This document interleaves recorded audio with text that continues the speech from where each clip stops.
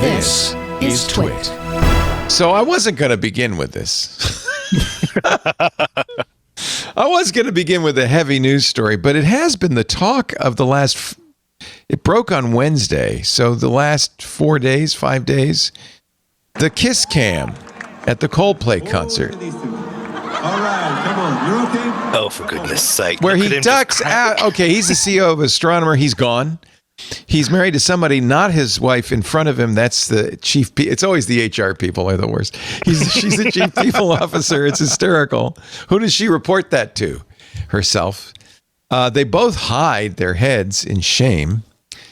He's out, apparently, and she's on suspension and being, I don't know what, investigate. What do you investigate?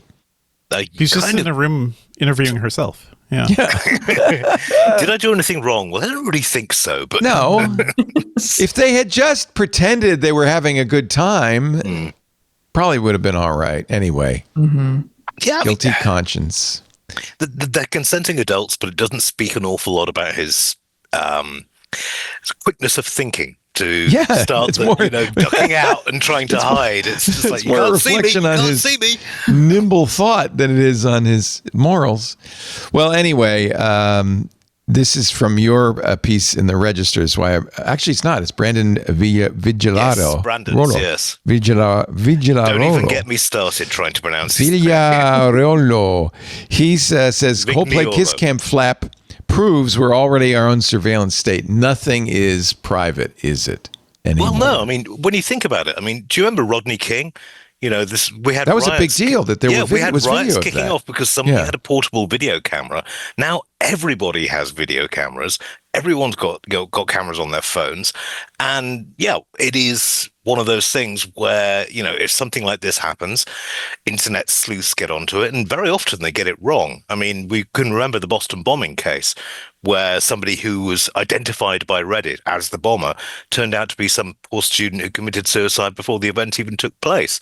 So crowdsourcing is all well and good, but let's get our facts straight first.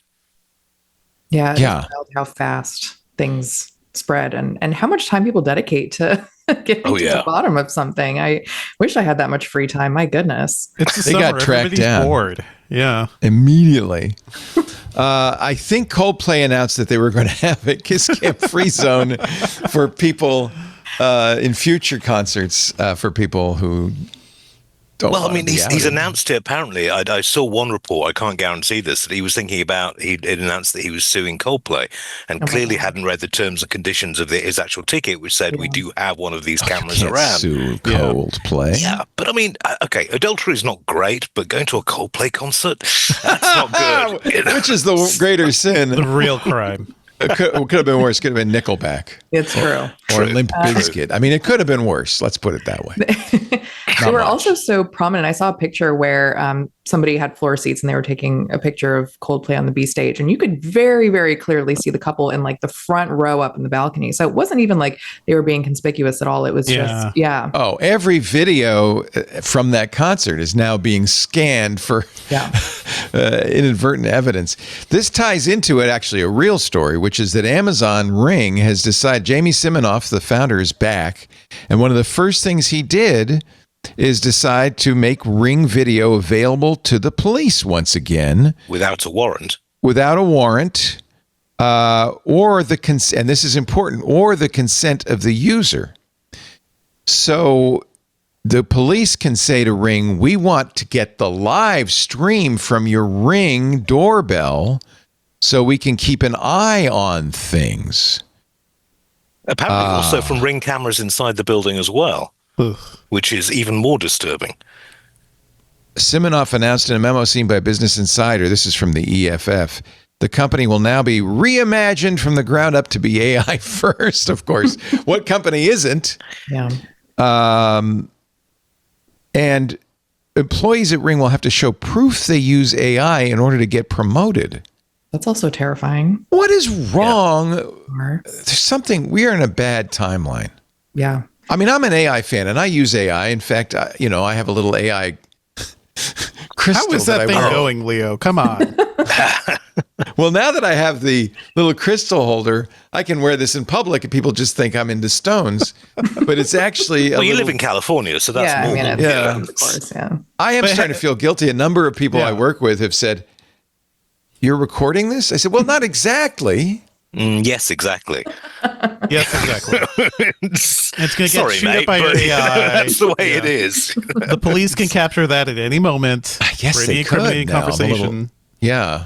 No, I mean, we've got the same thing with Politico. Their union is now suing management because they're being told you have to use AI, whether you like it or not. And as a journalist, we're all journalists, this is really concerning because the AI is going to be accepted as an editing tool, but also the process of the finished copy goes through is also edited by an AI. So you have a self-reinforcing loop, which is deeply worrying. It's for slop original all the way writing. down. Flop all the way down. And you're training the thing that will Exactly. inevitably replace you, too, because this has happened at several video game studios where they have been forced to use AI tools. Thousands of layoffs at Microsoft and elsewhere, and those companies are going to be relying on the AI tools to create level designs and things like that. This is terrible for everybody. Should you, though? I mean, if you're a CEO of a modern company, embrace AI, shouldn't you? I think there's a fine line. I think it's one thing to say, okay, if there's something where this is a helpful tool to augment is the key word here, what you do. And then you remain that human voice, especially in journalism and in media, but, in anything really. Because the scary thing is having a company say, hey, use AI, and then we can see how you're using it. And then how we can then replace you is really what they're trying to do. You figure it out for them. They don't want to figure out how to use AI in the workplace. They want you to figure out how to use AI in the workplace so that they can push you out. And of course, there's Duolingo's CEO who said we're going to replace a lot of employees with AI. We're going to replace a lot of the contract employees we use to create lesson plans with AI lesson plans, which got a big backlash from Duolingo customers. And And even then they backtracked, right? Yeah. well, they were like the star of TikTok, and all of a sudden, once that happened, everyone turned on them, and they've been the bad guys on TikTok ever since. They backtracked to the sent that said, "Don't worry, permanent employees, your jobs are safe," but they still replaced all the.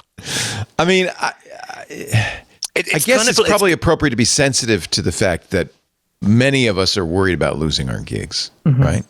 Well, I mean, it's kind of like a lot of companies did this about 10 years ago, where they get in either new employees or H-1B employees or whatever, and they would put them next to senior IT admins. Yeah, and have them be trained. Yeah, and basically brain drain them, put them into the new employee.